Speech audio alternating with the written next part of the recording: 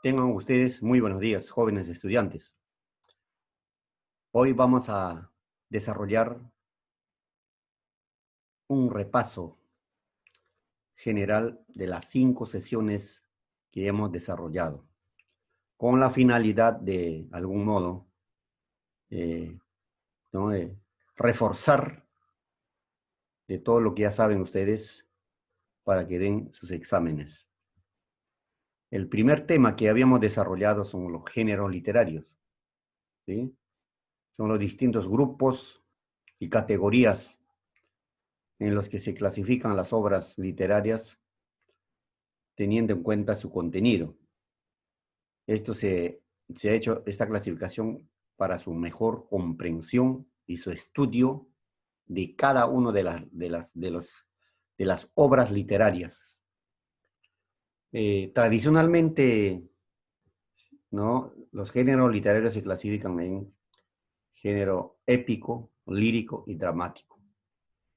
Ya con el transcurrir del tiempo, pues se ha aumentado, ¿no? Se ha separado, por ejemplo, esto, género épico con narrativa, y otro género que es también muy especial, de género expositivo, donde están pues el ensayo, la oratoria, el discurso, etc. Género épico tiene subgéneros, ¿no? Escritas en forma narrativas, en versos o prosa. Estos son épica, ¿ya? Epopeya, la Ilíada y la Odisea, Cantar de Gesta del mío Cid. Están dentro del género épico, porque narran las hazañas, ¿no? De grandes héroes. Después en narrativa está, ¿no? La novela, el cuento, la fábula, el mito, la leyenda, ¿no? Esos son, están dentro del género narrativo, ¿no? El género lírico, ¿no? Poético, que proviene de canciones que en Grecia, donde cantaban, recitaban, acompañado de lira, un instrumento muy dulce, de eso proviene el género lírico. Tiene subgéneros también, ¿no? Mi canción, oda, ¿no? Que habla de entusiasmo, elegía, denota un dolor profundo, ¿no? Tristeza, égloga, se refiere a composición pastoril del campo, ¿no? Género lírico. En cuanto en género dramático, ya habíamos dicho, ¿no? Por ejemplo, tenemos eh, tragedia, tenemos comedia, la tragicomedia o drama, ¿no? En donde los personajes son llevados al escenario, frente al público para poder actuar. Esos, ¿no? Son los géneros literarios. Luego hablamos también de la narración, ¿no? Relato de hechos reales o imaginarios de forma secuencial, ¿no? En donde participan personajes en un espacio y un determinado tiempo, ¿ya? Narración. La narración tiene elementos, ¿no? Primero, estructura. ¿Cómo está estructurada la narración? De la siguiente manera, ¿no? Primero, la presentación, luego el nudo y luego desenlace. Sus elementos son las acciones, ¿no? Por ejemplo, eso ya hemos mencionado, ¿no? Inicio, nudo, conflicto o desenlace. Personajes, seres que realizan las acciones. Pueden ser seres humanos, animales, objetos. En cuanto a los personajes, podemos distinguir bien marcadas protagonistas y coprotagonistas. Luego tenemos espacio, lugar donde se dan los acontecimientos. Estos pueden ser no realistas o fantasiosos, ¿no? Ese es el escenario, ¿no? El tiempo puede ser en qué época ocurren los hechos, ¿no? ¿No? Luego, el narrador es la persona que inventa el autor. O sea, el autor crea a un narrador. Esto puede ser narrador omnisciente, narrador protagonista, narrador testigo, ¿no? Entonces, eso es escogido por el autor. Muchas veces los estudiantes confunden el narrador con el autor. Cuando, por ejemplo, hay una pregunta que menciona el narrador y lo ponen como respuesta al autor. No es el autor el narrador. El narrador es la persona que narra, escogido por el autor. El autor es la que, ¿no? que escribe, que crea la obra literaria. Luego, hablamos sobre la mitología griega, ¿no? Los mitos eran, hemos dicho que eran muy importantes en época de Grecia, ¿no?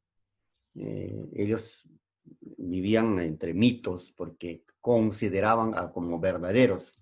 Además, los mitos explicaban el origen del universo, el origen de las cosas, de las personas, el origen de los dioses, de los ríos, de las ciudades, es decir, de todas las cosas. Por eso en esa época el mito era pues algo real, ¿no? Entonces las personas actuaban en base a los mitos, ¿no es cierto? Entonces la intervención de los dioses y la intervención, ¿no? en la vida de los hombres, ¿no? O sea, el hombre convivía con los dioses según los mitos. ¿Qué características tenían? Posee un carácter antropomórfico, ¿no? Forma humana. Luego adoptan todos los comportamientos propios de los seres humanos, ¿ya? Explican y representan a las fuerzas de la naturaleza, ¿no?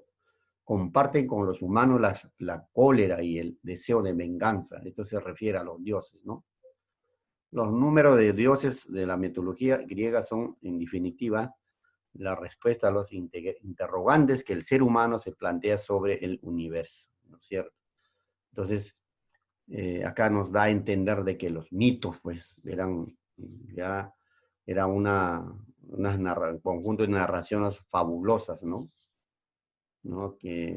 Con las que los griegos trataron de explicar los orígenes del mundo. Ya habíamos dicho eso, ¿no? De todas las, habían mitos, por ejemplo, que hablaban sobre el origen de las ciudades, origen del ser humano, de las plantas. Hablaban por ejemplo, sobre el mito del sol, de la luna.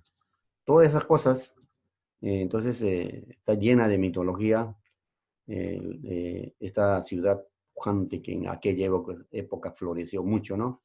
Los griegos. Luego, la literatura griega. La literatura griega es aquella que fue escrita por autores autóctonos, ¿no? de Grecia. Estas obras están frecuentemente compuestas para ser transmitidos en generación, ¿no es cierto? Y por expresión oral, antigua, ¿no? Cuando se habla, estamos hablando pues de la literatura más antigua, clásica, ¿no es cierto? Características. Hemos dicho que la literatura griega se caracteriza por ejemplo, tenía un equilibrio entre forma y fondo, ¿no? Entonces eran muy perfectos, ¿me entiendes? Un dominio de perfección.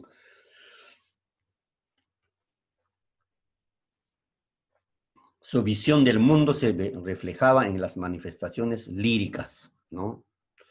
Luego existe una interacción constante entre el mundo divino y el mundo humano. Eran extremadamente religiosos, creyentes, ¿no? En los dioses, ¿no? En dioses mitológicos, ¿ya? Por eso dice, presenta un sentido religioso y cultural, ¿no? Periodo jónico, el periodo más antiguo, siglo VIII al siglo VI antes de Cristo, ¿no? Formación de sociedades aristocráticas, cortesanas, economía agraria y el inicio de la expansión y colonización de pueblos en esa época, ¿ya? Y justamente en esa época, en la primera época ¿no? jónica, vamos a encontrar esta epopeya muy trascendental, ¿no? De Homero, ¿no? La Ilíada. La Ilíada, ¿no? Que habla sobre justamente está dentro del clasicismo universal de la literatura griega, ¿no? Entonces, que habla sobre la guerra entre Troya y los griegos, por rapto de Helena, por cólera de Aquiles, ¿no es cierto? Eh, que dura más de 10 años. Como hemos dicho, que sobre esta guerra hay varias versiones, ¿no? Unos dicen por rapto de Helena, otros dicen por problemas económicos entre Troya y los griegos, ¿no? Pero lo importante es que es una obra trascendental que nos hace ver cómo la fuerza de la naturaleza, por ejemplo, los designos, ¿no? Designios, ¿no? De Dios, de los dioses, ¿no? Aparte de eso, cómo los dioses también actúan a su conveniencia, ¿no? A quien ayudan en algunos casos, por ejemplo, los troyanos se reparten, ¿no? Los que ayudan a los troyanos, los que ayudan a los griegos, los que castigan a los héroes, ¿no? Entonces, ahí vemos, ¿no? Muy claro donde Homero, o sea, el autor hace participar a muchos héroes, así como también los dioses, ¿ya? Escenario, dice, las acciones se desarrollan entre Grecia y Troya. Estructura de la obra consta de 24 cantos y 15.674 versos, ¿ya? Ahí está su estructura, están separados por cantos, ¿no? Tiene 7 cantos, ¿no? Primer canto, Paris y la tentación de los dioses, o sea, tentan los dioses ayudan y para raptar a Helena. Para raptar no, para enamorarse los dos porque estuvieron de acuerdo los dos. Viene el canto 2, viene cólera de Aquiles, ¿no? Por rapto de su esclava Criseida. Luego viene canto 3, encuentro de pares con Menelao, ¿ya? Canto 4 a 15, los grandes conflictos de la guerra. Acá pasan diferentes, ¿no? Muchos conflictos.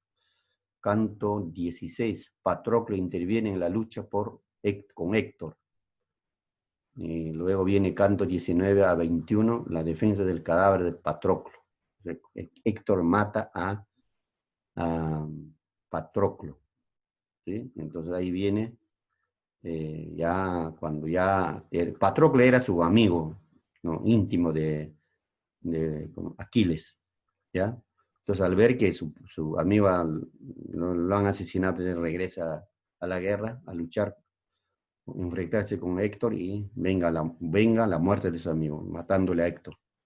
Al final, Príamo, el padre de Héctor, pide el rescate de su cadáver, de su hijo, ¿no? Ahí termina la obra.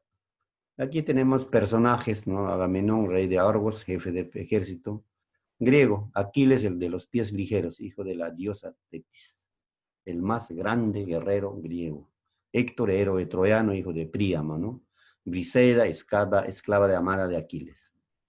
Paris, hermano de Héctor, quien rapta a Helena, ¿sí? Luego tenemos los personajes secundarios, Helena, Príamo, Briseida, Patroclo, Néstor. Y los dioses, ¿no? Los dioses, las diosas que, como ya hemos dicho, son repartidos en partidos entre, ¿no? Que están al lado de los troyanos y los griegos. Tragedia griega, ¿no? También hemos hablado cómo se origina el teatro, ¿no? El Téspis es el dramaturgo, padre del teatro, creador del primer actor. Un teatro surge pues en honor al dios del vino, Dionisio. En las fiestas dionisíacas actuaban, ¿no? Personajes o actores que en ese entonces todavía no tenían, ¿no? Ese nombre.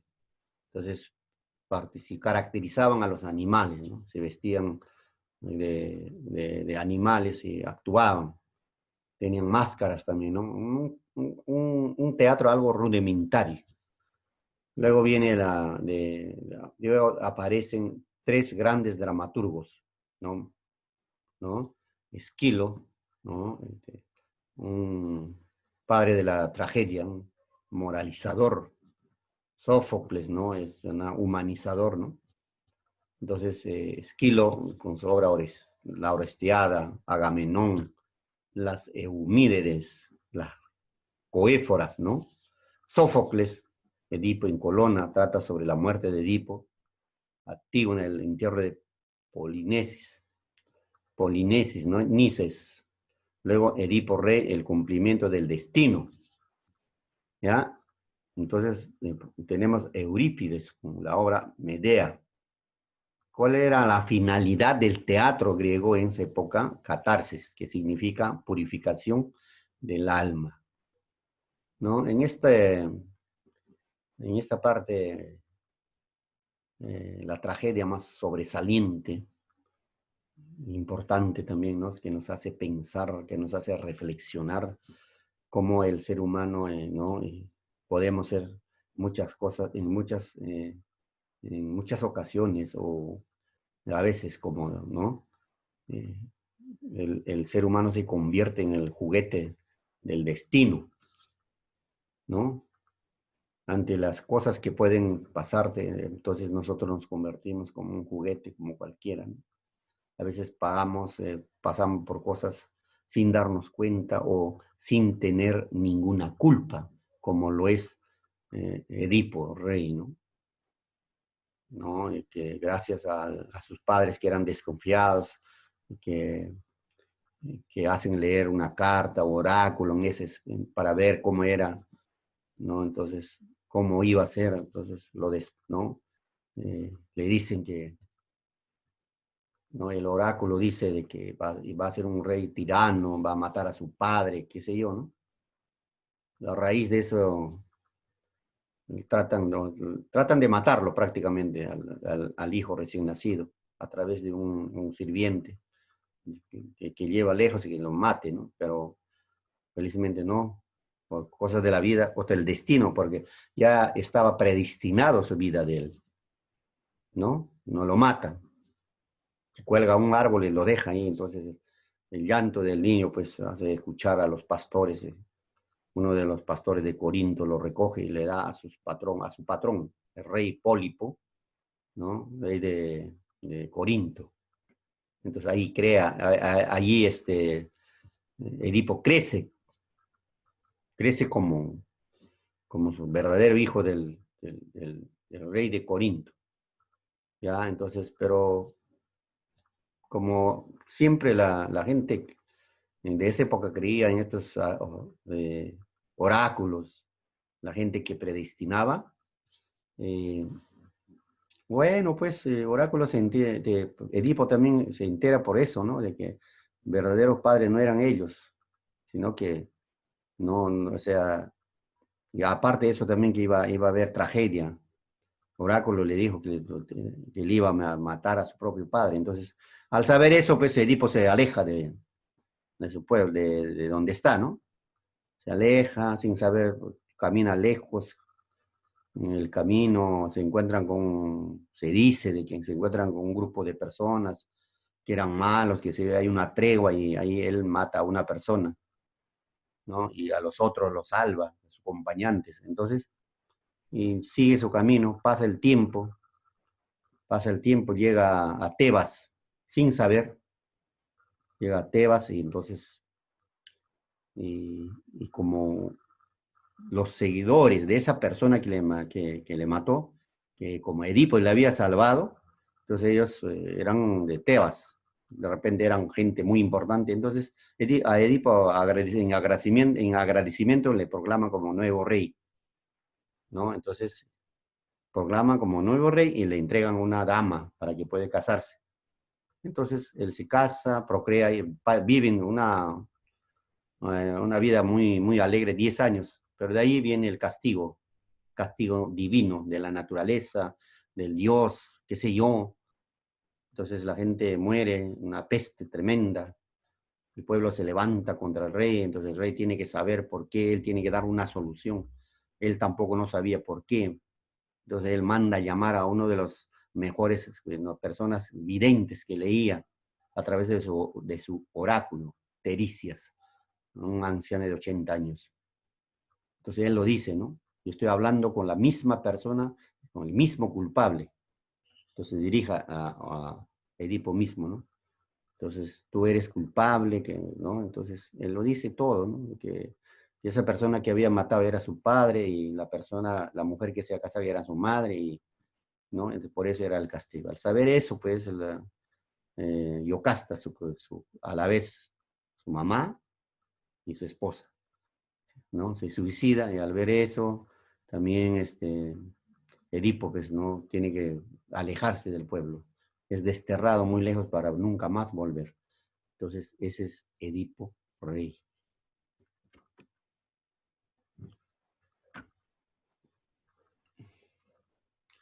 Gracias por hoy. Si alguna duda hubiese, estaremos aclarando en horas de la tarde. Muchas gracias.